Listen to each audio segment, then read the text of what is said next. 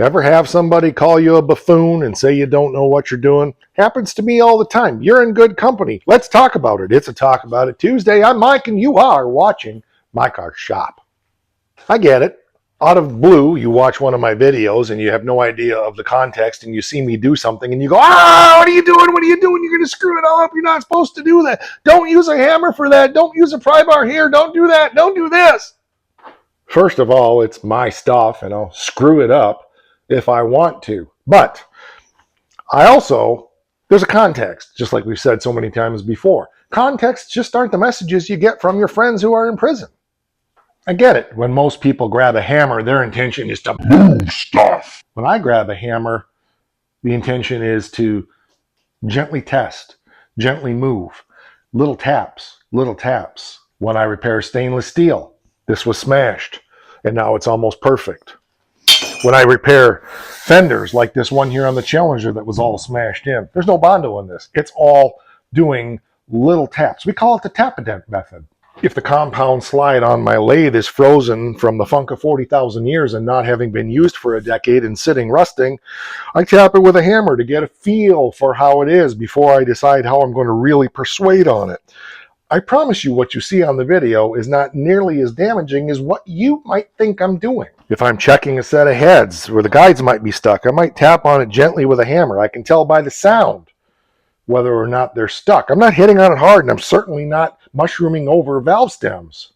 But you shouldn't use a steel hammer on those valve stems or on that cast iron cross slide or on this or on that. Well, again, it's about getting a feel and mostly an ear.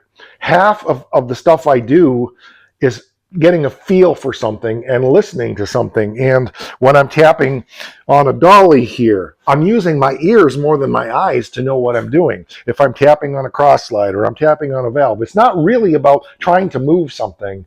It's getting a feel for it. How stuck is it? What does that sound like? I can tell by the sound of it kind of how much persuasion I'm going to have to do to get something to move to see what it needs. Yeah, but you should use a brass hammer or something soft blower. I promise you, I can't tell by ear the condition of that thing by using a soft blow hammer or a brass face hammer. That's the reason I do what I do. There's always a method to my madness. You don't have to like it. You don't have to agree with it. This channel's about sharing what I do. If you don't like it, feel free to swipe and move on. I was taught and trained decades ago by old school hot rodders, and I learned a lot of things that might not be considered acceptable today, but they're old school techniques, and you can learn a lot if you pay attention. Yeah, I get it. You shouldn't, to do sheet metal. This is not acceptable. Beating out dents with a big hammer inside is not acceptable. Small, gentle taps, whether it's a lathe, whether it's valves, whether it's sheet metal, whether it's some stainless trim that I need to do. Little taps, the tap-a-dents, the little taps can teach you a lot if you learn to become one with the cosmos and the metal.